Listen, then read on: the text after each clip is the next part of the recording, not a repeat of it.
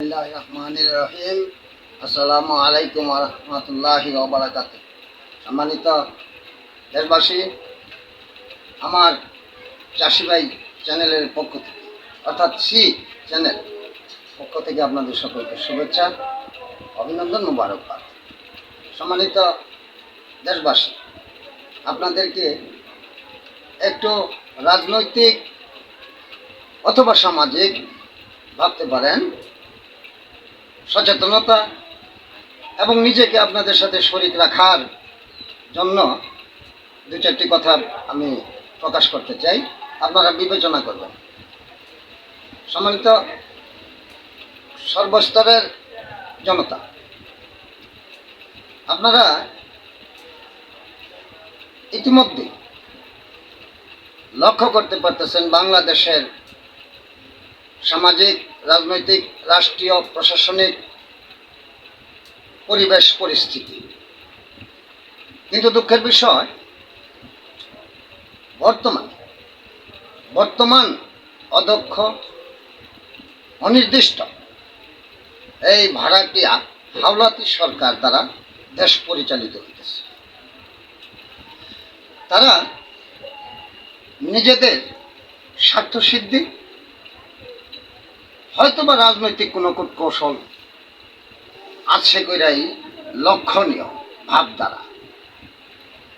তার কারণ তারা নিজেরা অস্থায়ী সরকার হিসাবে দেশে ক্ষমতা আরোহণ করে দেশবাসীকে একটি সুষ্ঠু, সূক্ষ্ম, সঠিক, নিরপেক্ষ এবং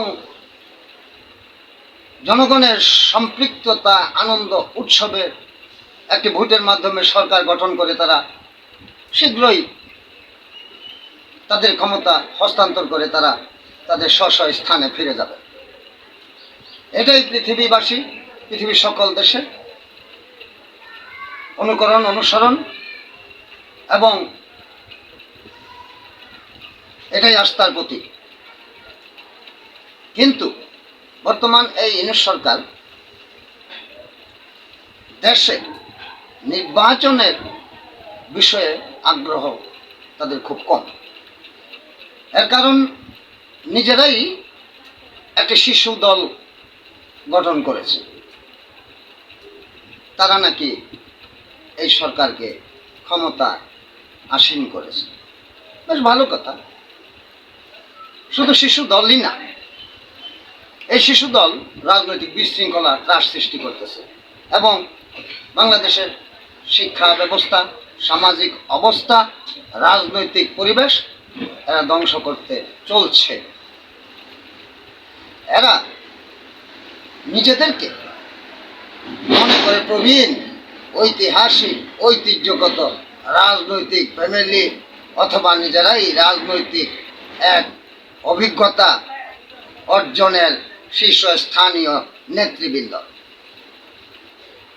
তারা দেশে শিক্ষা ব্যবস্থা, শিক্ষার অবস্থা এবং দেশের পরিস্থিতি ঘোলাটে করার জন্য এই ছোট ছোট ছাত্রদেরকে উদ্বুদ্ধ করতেছে, মেধা শূন্য করার চক্রান্ত চলছে এবং রাজনীতিতে তারা আধিপত্য বিস্তারের জন্য বিভিন্ন অজুহাত সৃষ্টি করছে। অজুহাতগুলি পিআর পদ্ধতি এবং জাতীয় সংসদ নির্বাচনের আগে স্থানীয় সরকার নির্বাচন, মানে একটা এলোমেলো সৃষ্টি করতে তারা সারা দেশব্যাপী উৎসাহ এবং অন্য দলকে বিষোদ্গার করে চলছে। তারা সহ এই শিশু দল সহ, নাম নাকি এনসিপি, জামায়াত ইসলামী, এই ভণ্ড পীর, চরমোরাই, তারা দেশের থেকে ফ্যাসিবাদ উড়ে গেছে, পালিয়ে গেছে, এই দেশবাসী তাড়িয়ে দিয়েছে।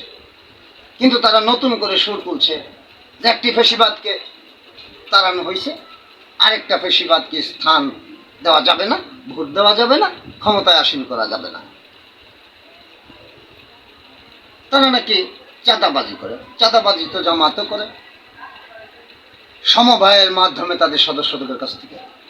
চাঁদাবাজি তো চরমোনাই পীরও করে, সরল মনা মানুষদেরকে প্রলুব্ধ করে মেলা জমিয়ে বৎসরে তারা তাদের কাছ থেকে হাদিয়া নামক এক প্রতারণা করে তারা চাঁদা তোলে। তারা শুধু চাঁদা তুলে তাই না, তারা উদ্বুদ্ধ করতেছে এই দেশের কোমলমতি ছাত্রছাত্রীদেরকে। তাদের জন্যই আজকে এদেশে কিশোর গ্যাং এখনো নিবৃত হয় নাই। আর এই কিশোর গ্যাং সহ এই কিশোর রাজনৈতিকদেরকে আশ্রয় প্রশ্রয় দিতেছে এই বর্তমান অস্থায়ী সরকার। কিসের তাদের সাথে সংলাপ, তাদের সাথে আলোচনা, তাদের প্রতিনিধি কিশোর গ্যাং, কিশোর প্রতিনিধি, এই ছাত্র প্রতিনিধি, এই আনম্যাচুয়েড পার্সনদের সাথে এদের এখনো পরিপূর্ণ প্রাপ্তবয়স্ক হয় নাই, তাদেরকে আশকারা দেওয়া হচ্ছে সরকারিভাবেও।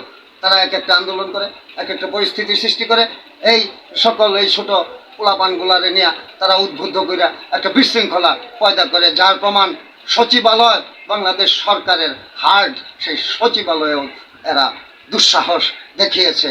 সচিবালয়ে আক্রমণ করে, গাড়ি ভাঙচুর করে, সচিবালয়ের কাগজপত্র, এই গুরুত্বপূর্ণ জিনিসপত্র, গুরুত্বপূর্ণ এই শাসন ব্যবস্থার একটা রাষ্ট্রের সর্বশ্রেষ্ঠ প্রধান পরিচালনার ক্ষেত্রকে তারা ধ্বংস করার জন্য বিভিন্ন পায়তারা করছে।